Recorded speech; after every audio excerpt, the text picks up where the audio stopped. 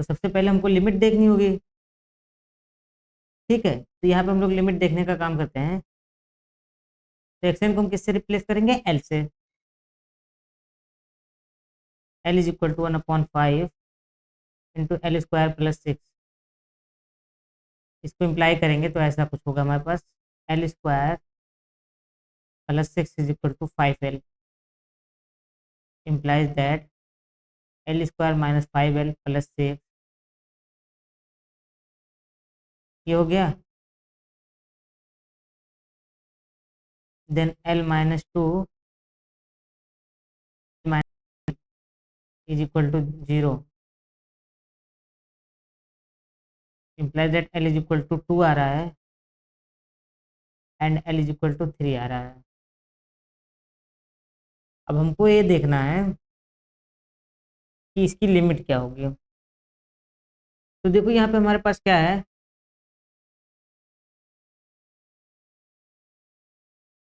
यहाँ पे हमको दिया है x n plus 1 is equal to this one. तो अगर मैं यहाँ से एक्सएन निकालूं वो मेरे पास क्या आएगा, 1/5 एक्सएन माइनस 1 का स्क्वायर प्लस 6, सही है ना?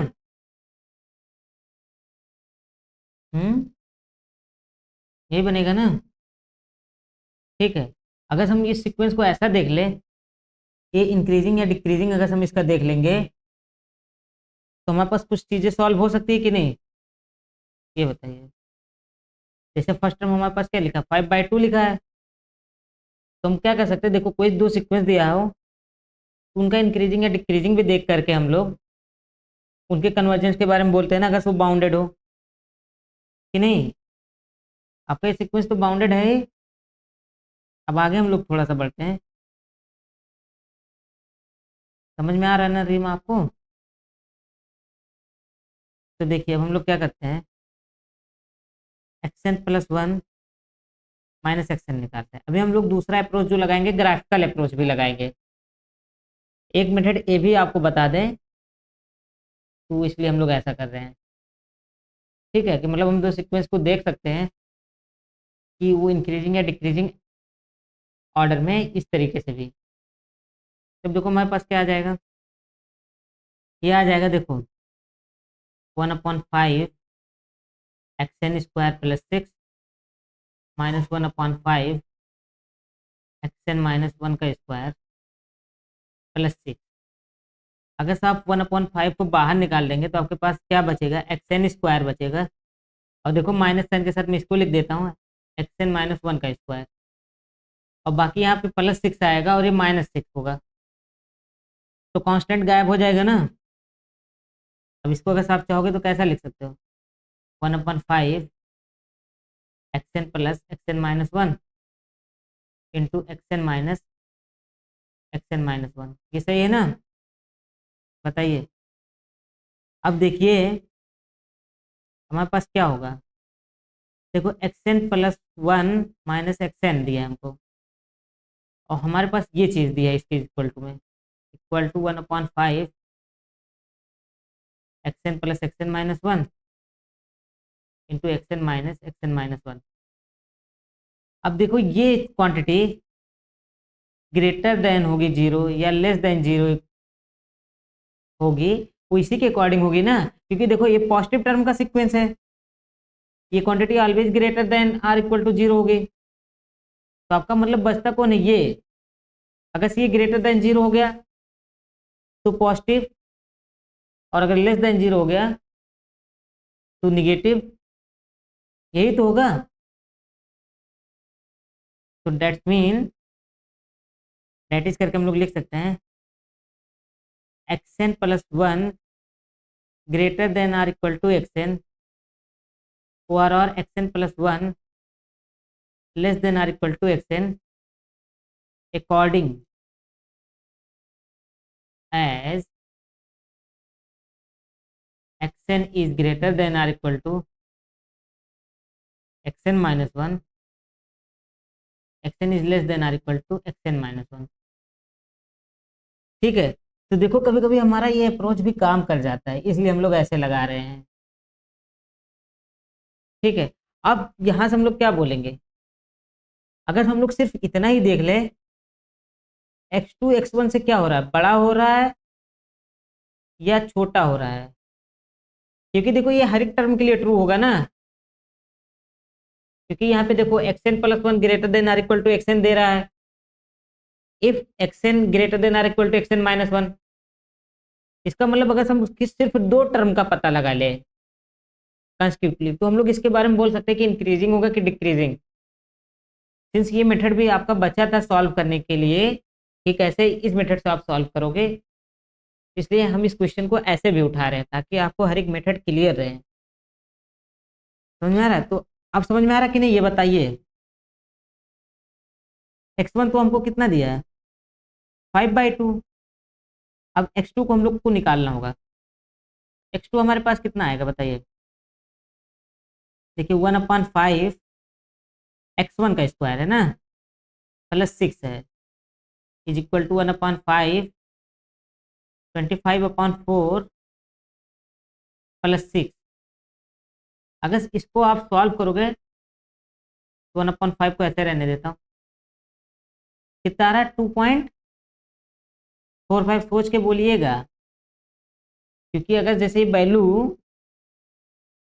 बड़ी हो जाएगी, हाँ हाँ ठीक है कोई बात नहीं, अगर 2.45 आ रहा है तो सही है। अब देखो x1 हमारे पास क्या है, ये तो 2.5 है ना, x2 कितना हो रहा है 2.45, which is less than x1 is equal to 2.45। तो इससे हम लोग क्या बोल सकते हैं, xn plus one less than xn। क्योंकि अभी देखो हमने, और ये चीज मैं सिर्फ इससे नहीं बोल रहा हूँ कि इसको हमने देख लिया दो टर्म, हमने इसी के बेसिस पे एक चीज और निकाला है, इसको भी तो निकाला है ना। तो हमारे पास ये रूल बन रहा है कि अगर हम दो टर्म का भी पता लगा लेंगे तो हम इंक्रीजिंग या डिक्रीजिंग के बारे में बोल लेंगे। और ये मेथड एसके मापा में दिया है, आप अगर पढ़ेंगे तो ठीक है। तो ये हमारे पास ये क्या हो जाएगा बताइए, ये सीक्वेंस हमारा डिक्रीजिंग होगा ना। अभी बताइए 2.5 जो है 2 और 3 के बीच पे लाई कर रहा है, तो अभी बताइए 2.5 कहाँ पे कन्वर्ट करना चाहिए, आप बताइए 3 पे या 2 पे, आप ही आंसर कीजिए। 2 पे करेगा ना, क्योंकि ये डिक्रीजिंग है, इस तरीके से ये इस पे जा रहा है कन्वर्ट कर रहा है। ये आया तरीका समझ में या नहीं। अब इसके बाद हम लोग सेकंड आते हैं ग्राफिकल अप्रोच पे। ग्राफिकल अप्रोच कैसे लगाएंगे, ये हमारे पास देखो क्या है, निकाल लीजिए, x3 निकाल लेते हैं। ठीक है। क्या मतलब 2.45 से बड़ा आया था, चलिए देख लेते हैं x3। x3 हमारे पास क्या बनेगा, x2 तो हमारे पास ये हो गया, सही है ना। x3 कितना होगा 1/5 2.45 का स्क्वायर कर दे रहे हैं, अपॉन 4 हो जाएगा ना। अच्छा नहीं, ये तो सिर्फ इसका स्क्वायर रहेगा, प्लस 6 ये होगा, सही है ना। बताइए अब देखिए 2.45 का स्क्वायर कितना बनाएगा, तो इसको हम लोग को यहाँ पे सॉल्व करना होगा। क्या कैलकुलेशन आपने ये किया है, नहीं 2.45 है, देखो 4 पॉइंट समथिंग होगा, 5 से बड़ा होगा लेकिन 6 से छोटा होना चाहिए, या 6 या 5 के बीच में लाई करेगा।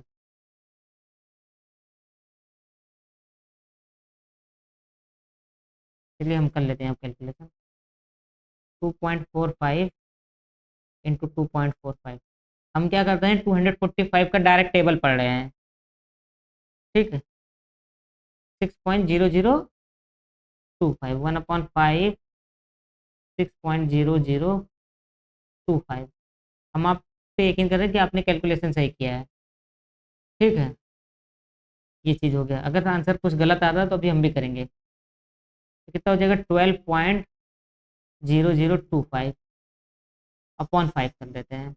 चलो अब इसमें डिवाइड करते हैं, तो कितना जाएगा, देखो 5 2 जा 2 आएगा ना, 5 2 जा 10 आएगा ना। डिवाइड कैसे कर रहे हो आप, 5 2 जा 10 पॉइंट लगाएंगे। हाँ 5 से डिवाइड करना है ना। देखो आपके पास देखो सीक्वेंस क्या था,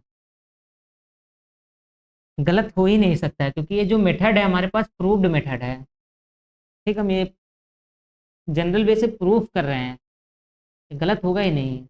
फिर भी हम सॉल्व कर ले रहे हैं। 5 2 जा 10, 2 आएगा। फिर उसके बाद पॉइंट लगाएंगे तो एक जीरो, 5 4 जा 20। फिर ये जीरो जीरो में नहीं जाएगा। फिर उसके बाद हम क्या करेंगे, जीरो बढ़ाते हैं अगर से तो ये चीज़ उठेगा और कितना हो जाएगा। अभी बताओ 2.405, ये इससे लेस है कि नहीं 2.45 से, बताइए। है ना।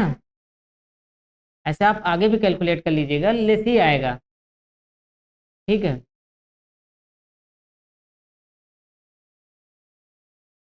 बताइए कोई दिक्कत तो नहीं है ना। हम्म।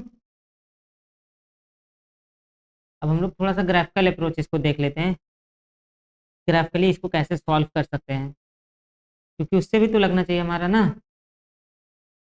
देखो ये हमारे पास क्या हो गया, वाई एक्सिस, हमारे पास क्या हो गया, एक्स एक्सिस। अब हमारे पास इक्वेशन क्या दिया है, सबसे पहले ये देखते हैं। xn+1 इज इक्वल टू, बोलिए क्या है, 1/5 xn² +6। That's mean f of x is equal to हमारे पास क्या दिया है, 1/5 x² + 6। अगर से आप इस इक्वेशन को देखोगे तो ये तो पैराबोला टाइप का इक्वेशन है। ये हमारे पास x1 है ना 2.5, सही है ना। देखो इसकी सीध में जाएंगे तो ये पॉइंट हमारे पास कुछ आएगा, x1 आएगा। अब x1 को हम लोग ग्राफ पे मैप करेंगे तो ये क्या होगा, x2 मिलेगा। x2 मतलब ये पॉइंट यहाँ कहीं पे लाई करेगा, x2। फिर x2 को ग्राफ पे देखो फिर से मैप कराएंगे ऐसे, फिर ये जाएगा ऐसे। हमारा ग्राफ थोड़ा सा शॉर्ट में हमने बना दिया है। ये देखो .2 है और ये .3 है, ये y = लाइन एक्स है। अब यहाँ पे x1 मानते हैं, x1 क्या करेगा, इस ये हमारे पास इनिशियल पॉइंट है। अब ये क्या होगा, इसको हम मैप कराएंगे इस गिवन कर्व पे, तो हमको क्या देगा, x2 देने का काम करेगा। तो x1 को हमने इस पे मैप कराया, x2 आया। अब देखो x2 का मतलब ये क्या होगा, इसको हम इस लाइन पे देखने का काम करेंगे कि कहाँ है, तो ऐसे जाएगा हमारा। ये हमारे पास देखो x2 है, x2 को हम मैप कराएंगे कर्व पे, ये दिख रहा है ना। तो हमको क्या मिलेगा, x3 मिलेगा। और अब फिर से इसको हम क्या करते हैं, कर्व लाइन पे ले जाएंगे। तो जब लाइन पे ले जाएंगे तो हमारे पास क्या मिल रहा है, x4 मिल रहा है। एंड और ऐसे सो मिलेगा। तो इस तरीके से आप देख रहे हैं,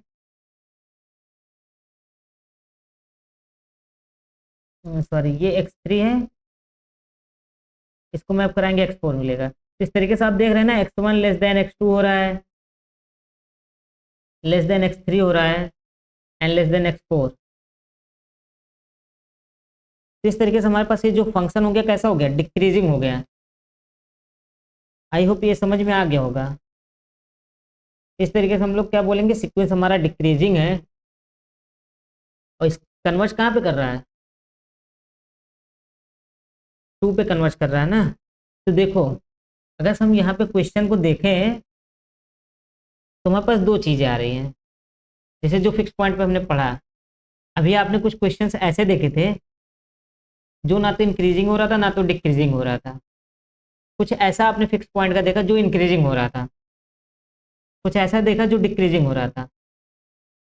देखो जो इंक्रीजिंग होगा या डिक्रीजिंग होगा उसको x1+1 - x1 की हेल्प से, xn की हेल्प से समझा लेंगे हम लोग कि इंक्रीजिंग होगा या डिक्रीजिंग होगा। बट जो कुछ नहीं होगा उसको हम कैसे सॉल्व करेंगे। इसलिए सबसे अच्छा अप्रोच जो है आपके पास है, ग्राफिकल अप्रोच है। बट आपको ग्राफ ड्रॉ करना आना चाहिए, उससे हम लोग इजीली बता पाएंगे इंक्रीजिंग है या डिक्रीजिंग है, या तो इंक्रीजिंग डिक्रीजिंग कुछ नहीं है। आई होप समझ में आ रहा है जो हम बोल रहे होंगे। तो चलिए अब इन क्वेश्चंस पे आते हैं जो कि आपको होमवर्क दिया गया था। तो क्या इनके लिमिट सुपीरियर लिमिट इंफीरियर ये सब चीज़ें निकल गई हैं? हाँ, ठीक है, तो इसका लिमिट सुपीरियर और लिमिट इंफीरियर क्या आया पहले क्वेश्चन का? हाँ, 1/2 क्या आया लिमिट? लिमिट सुपीरियर आया कि दोनों है वही आया है? तो रॉन्ग है, क्योंकि कुछ अलग आंसर आया है, दोनों अलग अलग आया है। ठीक है, तो अभी दूसरे का क्या होगा? हाँ, क्यों? रीजन? हाँ, डाइवर्जेंट सीक्वेंस है, डाइवर्जेंट है तो इन्फिनिटी हो जाएगा लिमिट सुपीरियर और इंफीरियर। हमने कल ही बोला था ना, इसको आप देख के भी बोल सकते हैं। इसका कितना आया था बताइए? क्वेश्चन नंबर 3 का भी इनफाइनाइट आया था। हाँ, बिकॉज ये कन्वर्जेंट है, इसलिए इसका जो लिमिट सुपीरियर इंफीरियर इक्वल होगा वो भी क्या हो जाएगा, 1/अल्फा हो जाएगा ना। ठीक है, हाँ, स्क्वायर रूट ऑफ अल्फा, बहुत बढ़िया। उसके बाद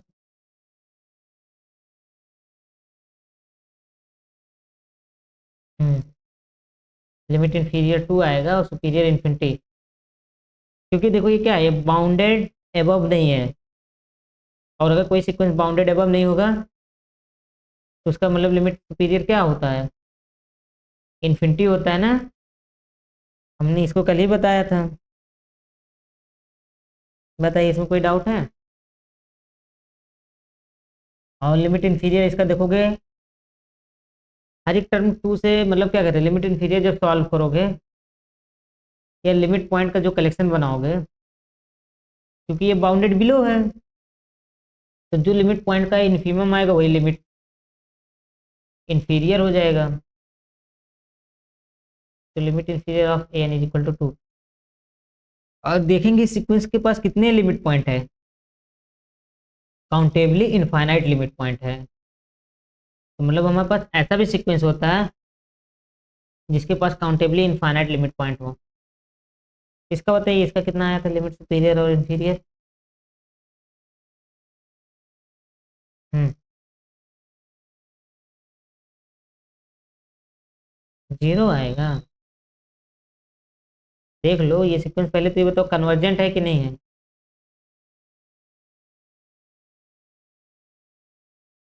बताइए भाई।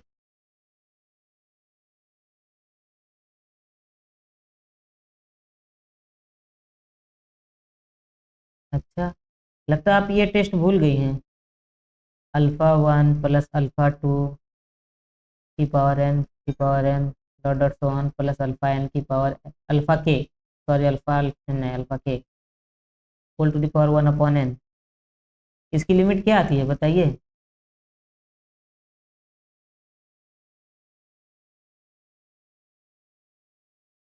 जो सबसे बड़ी पावर होती है या जो सबसे बड़ा नंबर होता है अल्फा 1 अल्फा 2 या अल्फा के में से?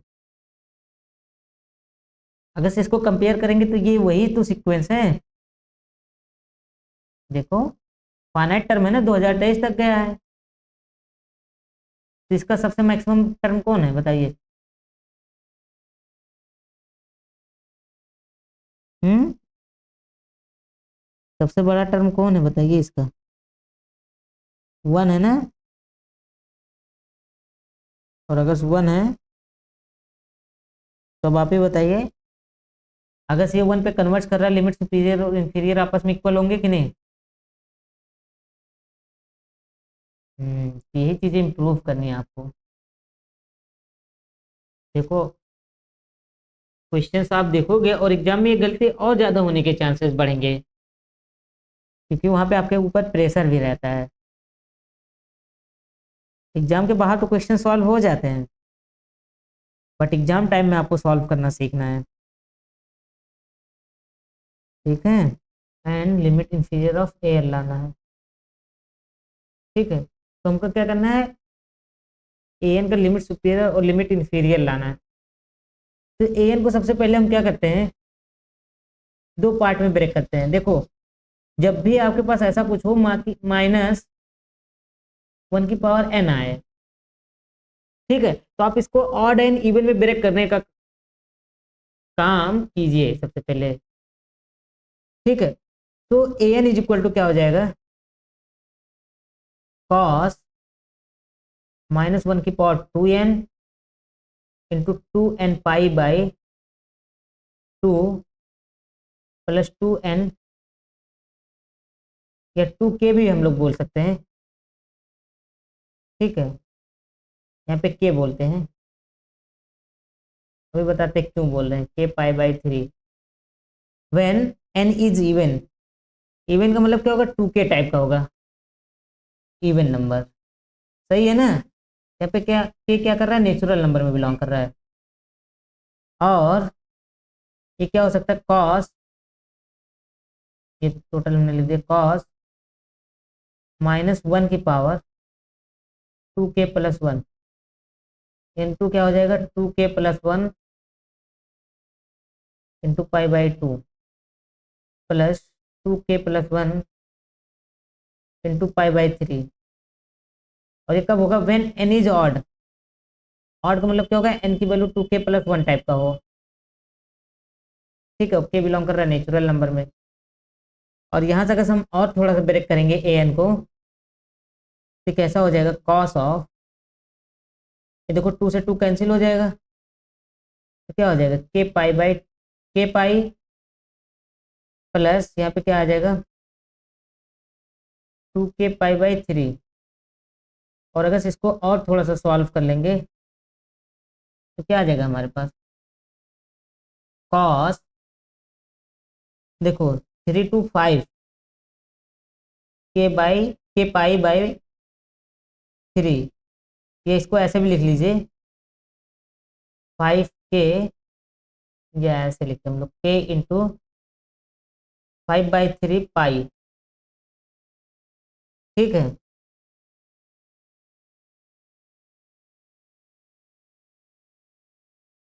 जो भी आया हमारे पास। और यहाँ पे हमारे पास जो ये अगला बनेगा, ये देखो -1 हो जाएगा। और यहाँ पे हम लोग क्या करेंगे, कॉस 2k प्लस 1, अगर से इसको कॉमन ले लेंगे तो -π/2 प्लस π/3 आएगा, जो कि इक्वल हो जाएगा कॉस 2k प्लस 1। इसको देखो जब सब्ट्रैक्ट करेंगे तो क्या आ जाएगा, -π/6 ये होगा। अच्छा, कॉस माइनस थीटा और कॉस थीटा आपस में बराबर होते हैं, तो इसलिए हम लोग इसको ये भी लिख सकते हैं π/6 2k प्लस 1, ये हो जाएगा। सही है ना यहाँ तक। अब देखिए यहाँ पे एक चीज होगा हमारे पास, कि हमारे पास ये ए एन बन क्या रहा है, जब एन इवन होगा तो क्या हो जाएगा, 5k π/3 ऐसे टाइप का बनेगा जब एन इवन होगा। सही है ना। और यहाँ पे की वैल्यू 1 2 3 4 कुछ भी हो सकती है, ये आपको समझ में आ रहा है कि नहीं, क्योंकि के को इवन या ऑड नहीं बोला गया है, एन को बोला गया है।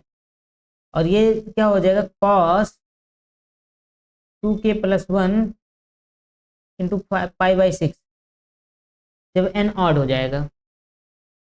अब हमको क्या करना है, इनकी वैल्यूज को निकालना होगा। और कॉस कैसा फंक्शन है बताइए, एक पीरियोडिक फंक्शन है। आगे चल के हम लोग इनके बारे में पढ़ेंगे। पीरियोडिक का मतलब क्या होता है, 2 पाई पीरियड के बाद, क्योंकि इसका देखो पीरियड जो है 2 पाई है, तो 2 पाई के बाद ये अपनी वैल्यू को फिर से रिपीट करने लगेगा। ठीक है, तो देखो अब यहाँ पे हम लोग क्या करते हैं, के की वैल्यू 0 1 2 3 4 5 यहाँ तक पुट करने का काम करते हैं। ठीक है, के की वैल्यू को जब हम ये पुट करेंगे और के की वैल्यू जब 6 पुट करेंगे तो देखो ये क्या होगा, 2 पाई का मल्टीपल हो जाएगा। तो दैट्स मीन ये फिर से वही चीज़ रिपीट करने लगेगा, इसलिए हम लोग को पाई तक ही देखना है, 5 तक ही देखना है। तो देखो के की वैल्यू 1 पुट करेंगे तो कितना आएगा वैल्यू हमारे पास, अगर के की वैल्यू 1 पुट करते हैं तो हमारे पास क्या बनेगा, पहले 0, कॉस 0 बनेगा, फिर क्या बनेगा हमारे पास,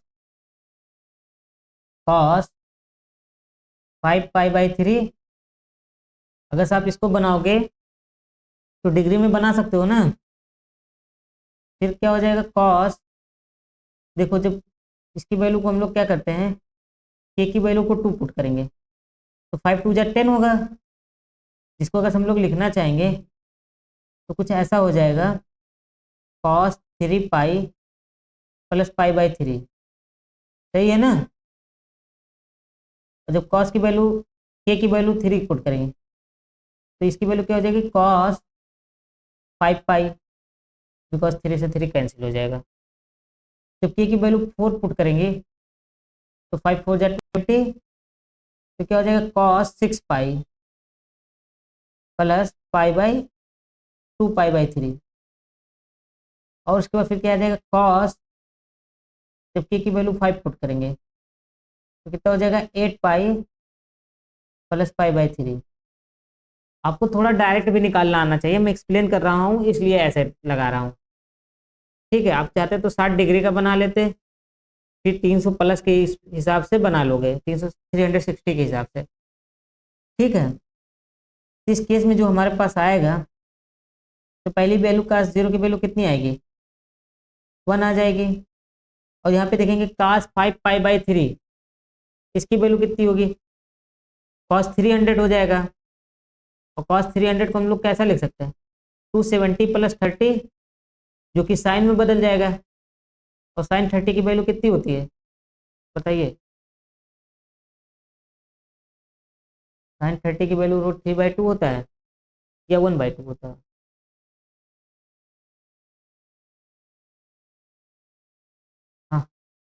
1/2, वही तुम पूछ रहे हैं ना साइन का। और यहाँ पे देखिए, यहाँ पे देखिए 3 पाई है ना, तो देखो जब ऑड पाई का मल्टीपल हो और ऐड हो तो माइनस कॉस थीटा बाहर आता है, तो माइनस कॉस पाई/3 होगा। और माइनस कॉस पाई/3 की वैल्यू कितनी हो जाएगी, -1/2 हो जाएगी। ये समझ में आ रहा है कि नहीं आपको। और 5 पाई को हम लोग क्या लिख सकते हैं, 4 पाई प्लस पाई। तो 4 पाई जब करते हैं, जब इवन मल्टीपल ऑफ पाई हो फिर थीटा को जोड़ा जाए, देन आपके पास कॉस थीटा इवन निकलता है, तो कॉस पाई आएगा। कॉस पाई की वैल्यू कितनी होती है, -1। उसके बाद जब यहाँ पे पहुंचेंगे, देखो इवन है तो यही चीज बाहर आएगा, कॉस 2 पाई/3। इन शॉर्ट के कॉस 120 होगा। और कॉस 120 को अगर हम लोग लिखेंगे तो क्या हो जाएगा, कॉस 90 + 30, दैट्स मीन -30। और -30 का मतलब कितना हो जाएगा, साइन -30 का, साइन 30 की वैल्यू कितनी होती है, बताइए। 1/2 ना, -1/2। फिर से आ जाएगा। फिर से यहाँ पे देखो क्या हो जाएगा, 8 पाई है, इवन है, तो इसलिए क्या हो जाएगा, पाई/2 होने का काम करेगा। समझ में आ रहा है ना ये चीज, पाई/3। तो क्या हो जाएगा, कॉस पाई/3 की वैल्यू 1/2 होता है ना। ठीक है, ये हमारे पास आ गया। अब इनमें बताओ, देखो कुल ये इतने लिमिट पॉइंट इसके पास आएंगे, इनका सुप्रीमम बताओ क्या आएगा, 1 ही आएगा ना। तो अभी तो हमारे पास ये लिमिट पॉइंट आ गए जब ये क्या हो रहा है, इवन होने का काम कर रहा है। जब n ऑड होगा तब क्या होगा, यहाँ पे भी हमको वैल्यू को पुट करना होगा।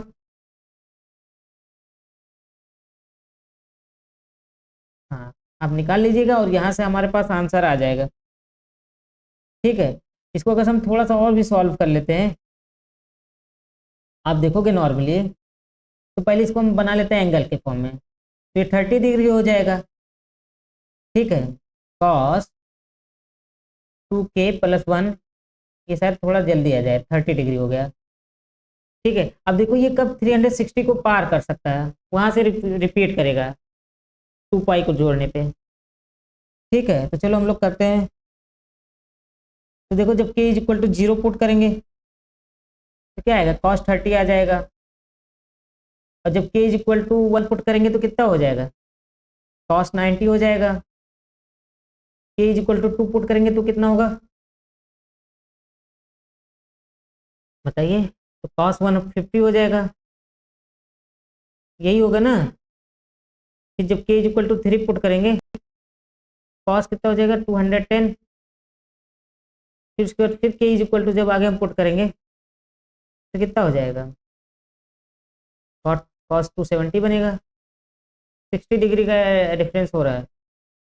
फिर जब आगे फिर हम पुट करेंगे तो कॉस ये 270 था, कॉस 330 होगा। अब यहाँ पे वैल्यू निकाल लीजिए। तो कॉस 30 की वैल्यू कितनी होती है बताइए, √3/2। बहुत सही।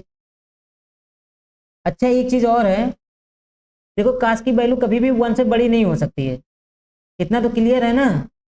अब बताइए, हेलो,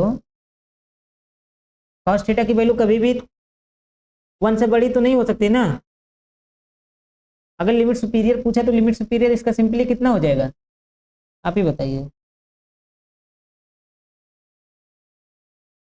लिमिट सुपीरियर कितना हो जाएगा।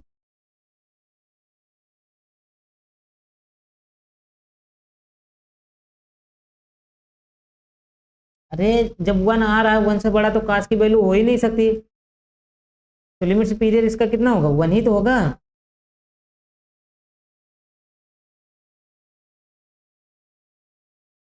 हाँ हाँ, चाहे पहले में ये दोनों तो सेम ही सीक्वेंस को रिप्रेजेंट कर रहे हैं, ये बस हमने केस लिया है कि एक बार इवन लिया एक बार ऑड।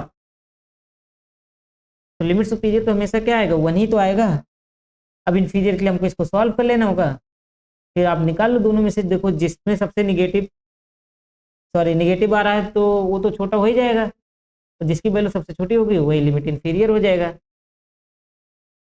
समझ में आ रहा कि नहीं, क्योंकि ये सब पॉइंट्स आपस में रिपीट करने का काम करेंगे। कोई डाउट हो तो पूछ सकते हो आप। आ गया समझ में, आवाज आ नहीं रहा है। आ गया ना, अगर कहीं पे कोई डाउट हो तो पूछ लो। आगे बढ़ते हैं फिर हम। तो सारे क्वेश्चन सॉल्व हो गए ना जो हमने दिया था। अब थोड़ा सा हम लोग लिमिट सुपीरियर और लिमिट इंफीरियर के बारे में और पढ़ लेते हैं, देन हम लोग आगे बढ़ने का काम करेंगे। If alpha is less then limit inferior of action, ठीक है, अल्फा क्या हो रहा है लेस देन हो रहा है लिमिट इंफीरियर, ठीक है। एंड तो हम लोग यहाँ से क्या बोलेंगे, then there exist m belong to n such that alpha is less than xn for all n greater than or equal to m, ठीक है। इसी तरीके से अगर हम लोग ये बोले if limit superior of xn less than beta, मतलब बीटा क्या हो रहा है ग्रेटर देन हो रहा है, then there exist m belong to n such that xn is less than beta for all n greater than or equal to m, ठीक है। ये सब स्टेटमेंट्स हैं, तो ऐसे क्वेश्चन आ सकते हैं, ठीक। और हमारे पास क्या है, limit inferior of x n less than are equal to limit inferior of x n k. X n k क्या है, कोई सबसिक्वेंस है which is less than are equal to limit superior of x n k, ठीक है। एक्सन के क्या है, कोई subsequence which is less than are equal to limit superior of x n. ये चीज़ हमारे पास आ गया, ठीक है। फॉर एवरी सबसिक्वेंस, यह कहते हैं फॉर एनी सबसिक्वेंस एक्सन के ऑफ एक्सन। यहाँ तक कोई डाउट हो तो पूछ सकते हो आप, कोई डाउट तो नहीं है ना। तो अब हम थोड़ा सा आगे बढ़ते हैं। अब आते हैं अपने मेन काचे सीक्वेंस पे। काचे सीक्वेंस बहुत ही इंपॉर्टेंट सीक्वेंस है। गिवन एप्सिलॉन ग्रेटर देन 0, या ऐसे भी हम लोग लिख सकते हैं for any epsilon greater than 0 there exist m belong to natural number such that mod of xn minus xm is less than epsilon for all n greater than or equal to m। ठीक है, ये ऐसे भी हम लोग लिख सकते हैं mod of xn plus p minus xn less than epsilon for all n greater than or equal to m, and और क्या होगा हमारे पास every p greater than 0 greater than और इक्वल टू 0 के लिए हम लोग ऐसा भी कर सकते हैं। ठीक है, तो अगर ये दोनों में से कोई कंडीशन होल्ड कर रहा है तो हम इस सीक्वेंस को क्या बोलेंगे, काशी बोलेंगे। या ऐसे भी बोले x p minus x q less than epsilon for all p comma q greater than are equal to m. मतलब एक फिक्स एम के बाद हमारे पास ऐसा कोई भी आप पेयरिंग लेते हो पी और क्यू का, तो उनका जब डिफरेंस निकालोगे वो हमेशा लेस देन एप्सिलॉन होने का काम करेगा। ठीक है, तो उस सीक्वेंस को हम लोग क्या बोल देंगे, काशी सीक्वेंस बोल देंगे। ठीक है, ये समझ में आया कि नहीं बताइए आप, इसको हम काशी बोलते हैं।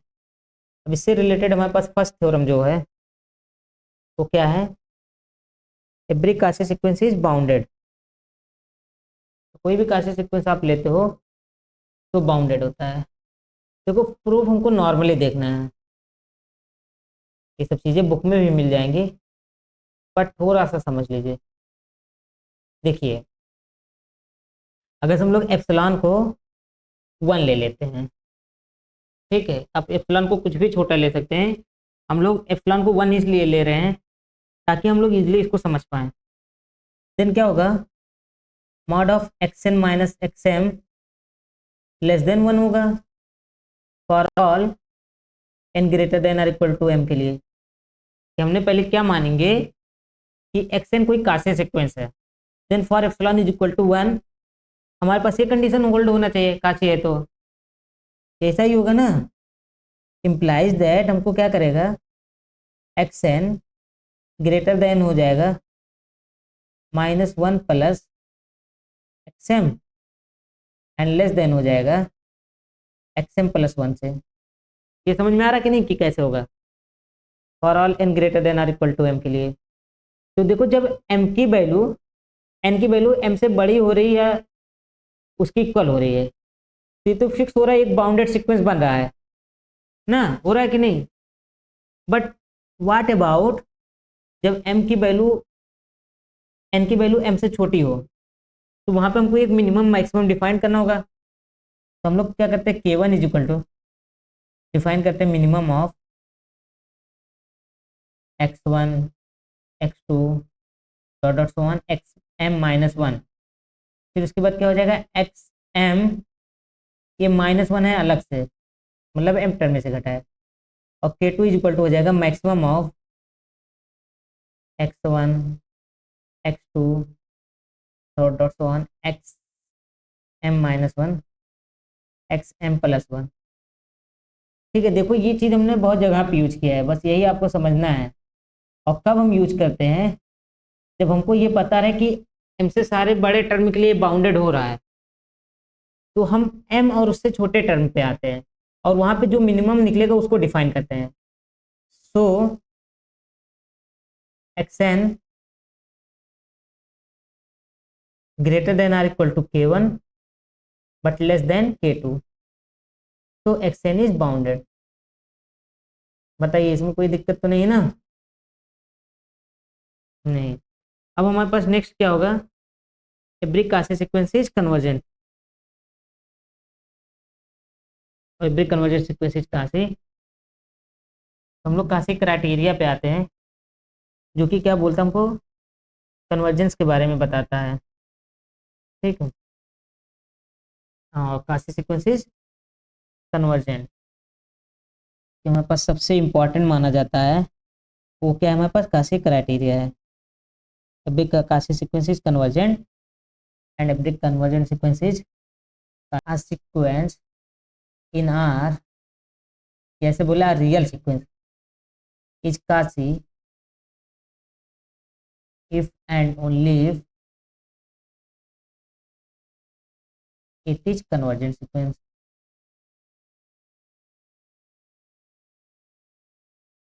ठीक है, इसको प्रूफ करने के लिए रहने दें, ये आप कर सकते हो ना।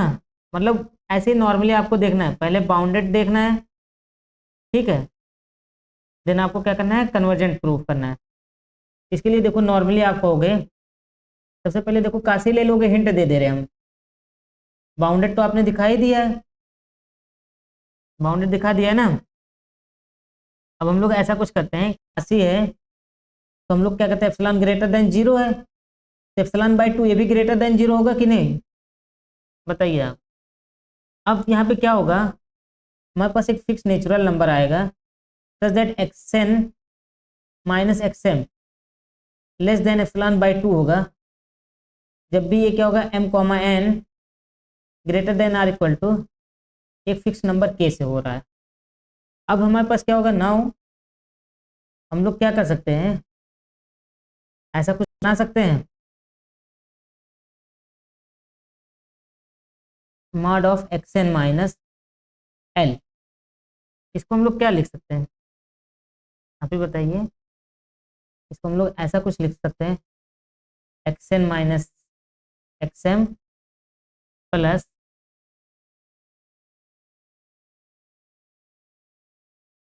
एक्सएम माइनस एल, ये चीज़ हो जाएगा। एक क्वांटिटी तो हमारे पास दिया ही है, less than are equal to epsilon होगा, लेस देन एप्सिलॉन होगा, एप्सिलॉन बाई 2।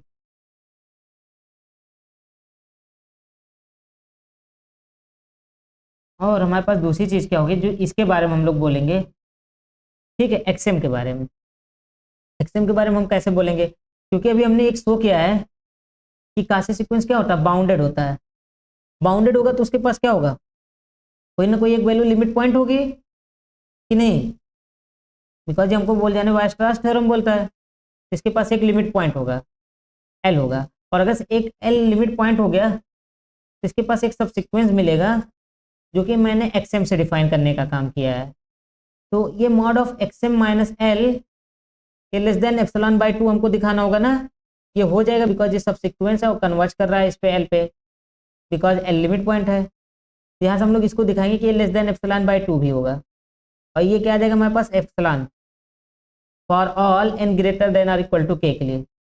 और ये तो कन्वर्जेंट की डिफिनीशन है ना, x n minus l less than epsilon for all n greater than are equal to के लिए। इसमें कोई डाउट हो तो पूछ सकते हो आप। तो आपने क्या किया, काशी लिया, उसकी हेल्प से आपने क्या किया, कन्वर्जेंट प्रूफ किया। कन्वर्जेंट कैसे प्रूफ किया, पहले बाउंडेड दिखाया, बाउंडेड की हेल्प से आपने क्या बोला, इसके पास क्या होगा, एक लिमिट पॉइंट होगा कम से कम। अब लिमिट पॉइंट की हेल्प से और काशी की डिफिनीशन से आपने इसको बाउंडेड बोल दिया, कन्वर्जेंट बोल दिया, ये आपके पास बेसिक पॉइंट आया।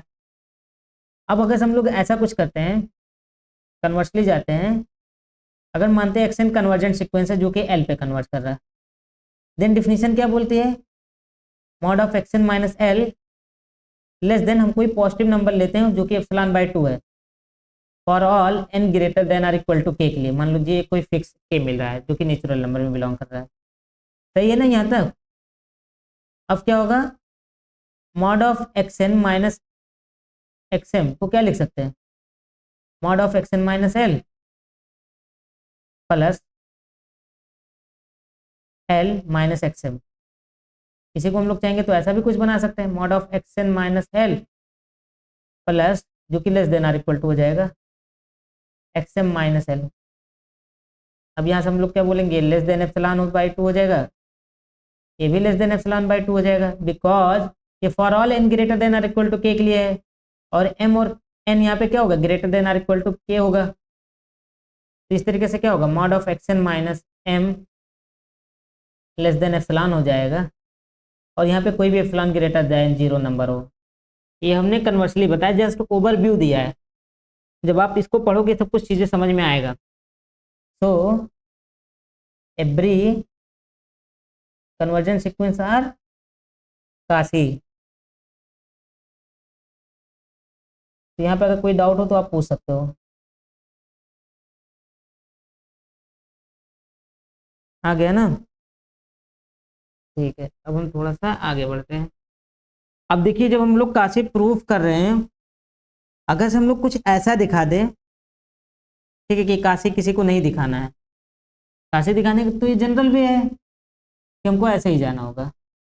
बट अगर हम दिखा रहे हैं कि कोई सीक्वेंस काशी ना हो, तो वहां पे हमको क्या ध्यान रखना है, तो नोट करके लिख लेते हैं। देखो यहाँ पे क्या होगा, इफ, ऐसे लिखते हैं, alpha belong to r plus. R plus में होना ही चाहिए, पॉजिटिव नंबर होना चाहिए, such that for any k belong to n, there exists n comma m greater than or equal to k, such that mod of xn minus xm is greater than alpha, then, ठीक है, then xn is not Kashi. xn क्या हो जाएगा, काशी नहीं होगा। ये समझ में आ रहा कि नहीं? अगर तो आपको किसी सीक्वेंस को दिखाना हो काशी नहीं है, तो आप कोई भी एक अल्फा ले लीजिए, आर प्लस में कोई भी एक पॉजिटिव अल्फा नंबर लीजिए, इसकी जगह आप एप्सिलॉन भी चूज कर सकते थे, ठीक है। देन वहां पे आपको क्या मिलेगा, m कॉमा n का एक पेयर मिलना चाहिए, कम से कम एक मिल जाए कि वो k से बड़ा हो और वो ग्रेटर देन अल्फा हो जाए, देन xn काशी नहीं होगा। एग्जाम्पल में हमारे पास देखो क्या होगा, अगर हम ये सीक्वेंस लेते हैं, xn इज इक्वल टू -1 की power n, then mod of xn minus xm, ये क्या होगी, इसकी वैल्यू ऑलवेज कितनी आएगी, देखो 2 आएगी, और क्या आ सकती है, 0 आ सकती है। इफ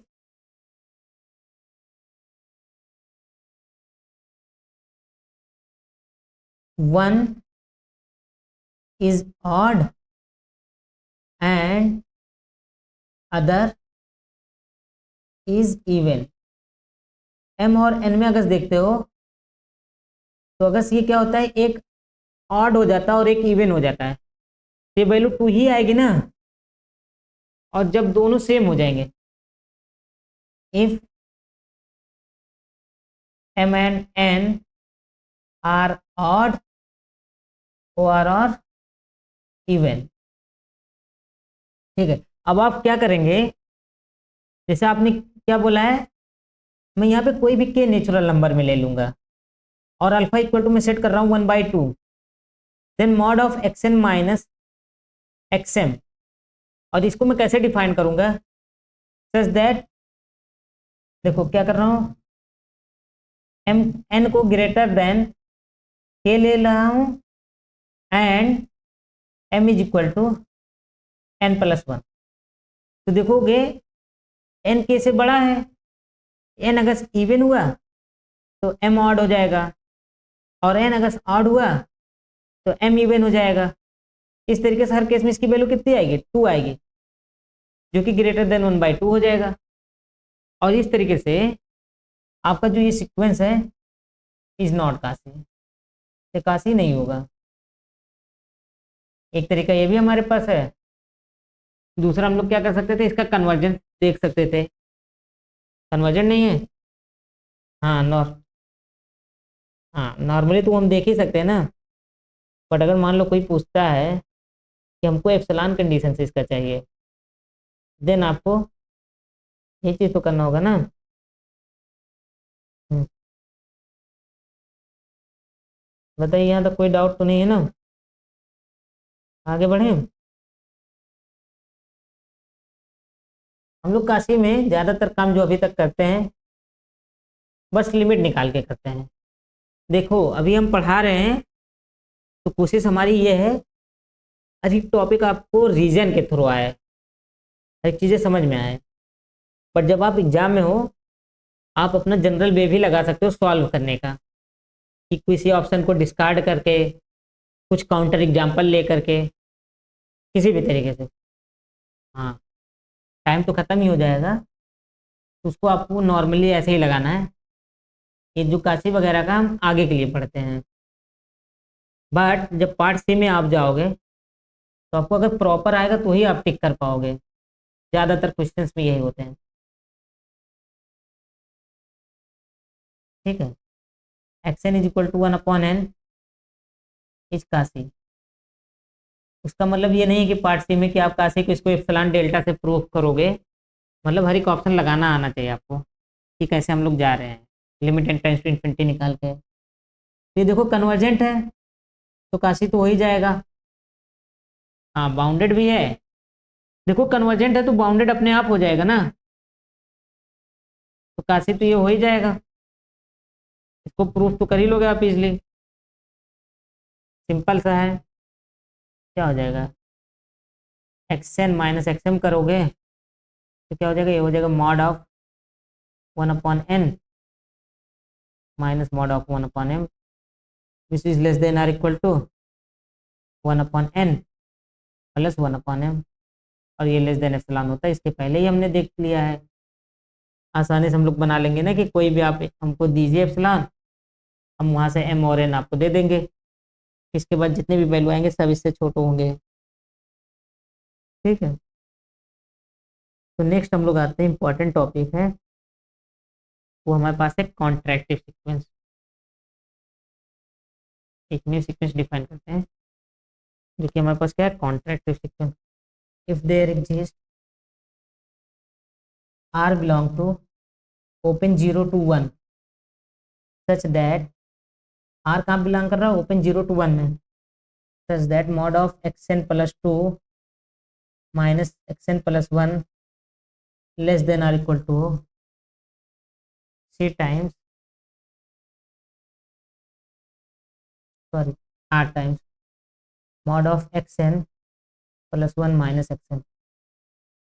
ठीक है, ये क्या हो जाएगा, for all n belong to natural number. अगर हम कहें तो ज़्यादा इंपॉर्टेंट नहीं है, बट आपका हो सकता है एक क्वेश्चन ऐसा आ जाए। ठीक है, इसके हेल्प से हम बहुत ज़्यादा क्वेश्चन सॉल्व नहीं करेंगे, इसके बारे में जनरल प्रॉपर्टी जा सकते हैं। ठीक, ये हमारे पास है। तो कोई सीक्वेंस अगर ऐसा हो तो उसको हम लोग क्या बोलते हैं, कॉन्ट्रैक्टिव बोलते हैं। अब देखो हम लोग कर क्या सकते हैं, देखो यहाँ पे हम लोग एक ऑब्जर्वेशन करते हैं। तो ऐसा कुछ करते हैं, mod of x n plus 2 minus mod of x n plus 1 ये less than are equal to होगा r times mod of x n plus 1 minus x n. ये less than are equal to हो जाएगा क्या, r into r times mod of x n minus 1। इसको r square भी बोल सकते थे, which is less than are equal to r square into mod of x n minus 1 minus mod of x n. ये हो जाएगा and so on, ऐसे हम लोग कंटिन्यू कर सकते हैं ना। लास्ट में हमारे पास क्या हो जाएगा, mod of x n plus 2 minus x n plus 1 is less than are equal to r की power n x2 minus x1। ये समझ में आ रहा नहीं, जितना हमने ये ऑब्जर्वेशन किया है, ये बताइए। देखिए सबसे पहले हम इससे इसको लिख सकते हैं कि नहीं, बताइए आप हमको, लिख सकते हैं ना। अब देखिए इसकी हेल्प से हम लोग जो ये फर्स्ट टर्म लिखा है ये आर को हम ऐसे ही छोड़ देते हैं, इसको हम क्या ऐसा लिख सकते हैं कि नहीं, एक्स एन प्लस 1 की जगह पे x n minus x n की जगह पे x n minus 1 into r, because यही डिफिनीशन तो हम लोग लगा रहे हैं कॉन्ट्रैक्टिव की ही। ऐसा लिख सकते हैं कि नहीं बताइए। फिर आगे भी हम लोग ऐसे कंटिन्यू कर सकते हैं। कि नहीं कर सकते बताइए। यहाँ पे आर की पावर एन माइनस वन तक जाएगा टर्म, ठीक है। ये समझ में आ रहा है ना कैसे बन रहा है? तो हमारे पास ऐसा कुछ बन गया। अब हम लोग क्या कर सकते हैं, या एक minute, mod of x n minus x m, तो हम लोग कुछ ऐसा लिख सकते हैं, mod of x m minus one plus x n minus one, फिर उसके बाद क्या होगा, माइनस एन के साथ x n minus two plus x n minus two, ऐसे सो ऑन हम लोग जाएंगे। बट यहाँ पे हम देखो क्या है, एम टर्म तक जाके रुक जाएंगे ना, और ऐसा हम लोग इसीलिए कर रहे हैं, plus x m minus one minus x m minus one plus x m, इसलिए कर रहे हैं ताकि इसको mod of x m minus one के फॉर्म में बना सकें, ठीक है। तो अगर से इसको देखेंगे ये less than are equal to हो जाएगा, यहाँ फर्स्ट हमारे पास ये बनेगा mod of x n minus one plus mod of x n minus one minus minus mod of x n minus two, तो ऑन प्लस ये कहाँ तक जाएगा, mod of x m minus one. अब यहाँ पे अगर आप देखोगे तो कितने ब्रैकेट्स आपके पास बन रहे हैं, कितने टर्म्स आपके पास बन रहे हैं, आप ये देखोगे एम माइनस वन से स्टार्ट होगा आपका टर्म और एन माइनस टू तक जाएगा। देखो ये पहला हमारे पास क्या हो जाएगा, जो हमने रिजल्ट किया था, ये हो जाएगा हमारे पास लेस देन है आर इक्वल टू आर की power n minus two mod of x two minus mod of x one, sorry mod of x two minus x one, और ये क्या हो जाएगा आर की power n minus one mod of x two minus x one plus तो on, इसी को हम लोग लिखेंगे क्या हो जाएगा आर की पावर, देखो ये कहाँ तक जाएगा एम माइनस टू तक जाएगा, mod of x two minus x one. अब हम क्या करेंगे, mod of x two minus x one को कॉमन ले लेंगे, तो हमारे पास क्या आ जाएगा ब्रैकेट में आर की power n minus two r की power n minus one plus तो ऑन आर की पावर एम माइनस टू। ये हमारे पास क्या है, ये हमारे पास देखो ज्योमेट्रिक सीरीज है ना, फर्स्ट टर्म इसके पास क्या है आर की पावर एम माइनस टू, यही है ना इसके पास फर्स्ट टर्म, बताइए क्या हुआ, समझ में नहीं आ रहा ये चीज़। ये हम लोग नॉर्मली ऐसे ही बढ़े हैं, और अगर आप देखोगे ये हमारे पास जो टर्म्स स्टार्ट होंगे, ये हमारे पास क्या होगा एम माइनस वन से स्टार्ट होगा और ऐसे समान जाने का काम करेगा, एम माइनस वन या एम माइनस टू से, अच्छा ये एम प्लस वन है, हाँ अच्छा ये प्लस में रहेगा ना, प्लस, तो ये हमारे पास क्या हो जाएगा एम माइनस वन से स्टार्ट होगा, बिकॉज देखो ये एम के पहले तक तो हम लोग आ रहे हैं ना, तो एम प्लस वन फिर एम आ जाएगा, ठीक है, तो ये एम प्लस वन रहेगा, ठीक है। अब हमारे पास क्या हो जाएगा एम माइनस वन तक आएगा। ये देखो ज्योमेट्रिक सीरीज है, अगर से यहाँ पे आप निकालोगे इसका सम क्या आएगा mod of x two minus x one, इसका फर्स्ट टर्म हमारे पास क्या है ए इंटू, ए तो हमारे पास ये है वन माइनस आर की पावर क्या हो जाएगा, टर्म कितने जा रहे हैं, तो देखो अगर एन माइनस टू में से एम माइनस टू को हम लोग निकाल दें, माइनस टू मतलब ये प्लस हो जाएगा, तो टोटल इतने टर्म आएंगे अपॉन आर, तो ये देखो टू से two cancel, m minus n minus m term आएंगे, और अगर इसको मल्टीप्लाई करा देते हैं या इसको ऐसे ही रहने देते हैं, वन माइनस आर की power n minus m upon one minus r, ठीक है, ये चीज़ हमारे पास आ गया। अब अगर आप देखोगे ये ओवरऑल क्वांटिटी जो रहेगी ये लेस देन, हम लोग किसी भी एप्सिलॉन के लिए हम लोग एम और एन को इतना लार्ज बना लेंगे कि ये लेस देन एप्सिलॉन हो जाएगा, ठीक है, mod of x two minus x one ये रहेगा ये, क्योंकि ये कोई फिक्स नंबर होगा, ठीक है, तो ये लेस देन क्या हो जाएगा एप्सिलॉन, अगर से m और n को हम लोग लार्ज बनाते हैं तो फॉर एनी गिवन एप्सिलॉन, ठीक है। Because as n tends to infinity हम लोग करेंगे या m टेंड्स टू इन्फिनिटी करेंगे तो ये जीरो को टेंड करेगा, बिकॉज r तो 0 से 1 के बीच में है ना। ये समझ में आ रहा है कि नहीं? हेंस ये हमको इम्प्लाई करता है कॉन्ट्रैक्टिव सीक्वेंस इम्प्लाइज कासी सीक्वेंस। तो अगर कोई भी सीक्वेंस कॉन्ट्रैक्टिव सीक्वेंस होगा तो कैसा सीक्वेंस होगा? कासी सीक्वेंस होगा। और अगर कासी है तो कॉन्ट्रैक्टिव होना जरूरी नहीं है। कासी सीक्वेंस नीड नॉट बी कॉन्ट्रैक्टिव। कि कोई कासी सीक्वेंस हो वो जरूरी नहीं कि वो कॉन्ट्रैक्टिव हो। अब इसके लिए हमको एग्जांपल क्या चाहिए? तो देखते हैं, अगर हम लोग ऐसा कुछ लेते हैं 1/n xn is equal to 81 है कि नहीं है? बताइए। ये जो 1/n है कन्वर्जेंट है तो काशी है। देखिए वहां पे जब आपके एग्जाम में क्वेश्चन आएगा तो ऐसा नहीं आएगा कि ये कॉन्ट्रैक्टिव है तो काशी हो जाएगा। आपको जस्ट कॉन्ट्रैक्टिव की डिफिनीशन दी रहेगी।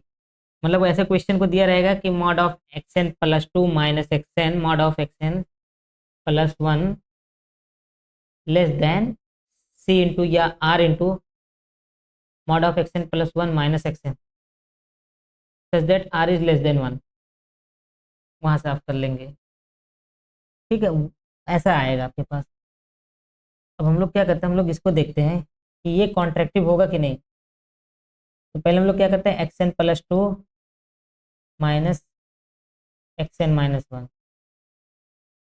अब इस क्या करते हैं, इसको हम लोग सॉल्व करते हैं 1/xn plus 2 minus 1/xn plus 1। ये आ गया हमारे पास, ठीक। इसको और थोड़ा सॉल्व करेंगे तो हमारे पास क्या होना चाहिए, हमारे पास ऐसा कुछ होना चाहिए ना, less than are equal to r times 1/n plus 1 minus 1/n। भाई कॉन्ट्रैक्टिव की डिफिनीशन अगर कॉन्ट्रैक्टिव होगा तो ये चीज़ होना चाहिए। अब यहाँ से अगर हम इसको थोड़ा सा और सॉल्व कर लें तो हमारे पास क्या आ जाएगा, देखो x n plus 1 minus x n minus 2 upon n plus 2 into n plus 1 less than are equal to होगा r times n minus 1 upon n. अगर से इसको थोड़ा सा और सॉल्व कर लेंगे तो 1/n plus 2 into n plus 1 ये होगा, यही होगा ना।